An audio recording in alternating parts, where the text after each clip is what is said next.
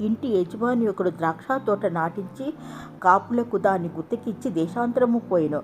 పండ్లకాలం సమీపించినప్పుడు పండ్లలో తన భాగం తీసుకుని వచ్చుటకు కాపుల యొద్దకు దాసులను పంపగా ఆ కాపులు అతని దాసులను పట్టుకొని కొట్టి చంపిరి. మరి ఒకని రాళ్లతో రువ్విరి. మరలా ఇంకొకని పంపగా ఎక్కువ మంది దాసులను పంపగా వారు అదే ప్రకారం చేసిరి. తుదకు నా కుమారుని సన్మానించిదరనుకొని కుమారుని పంపెను.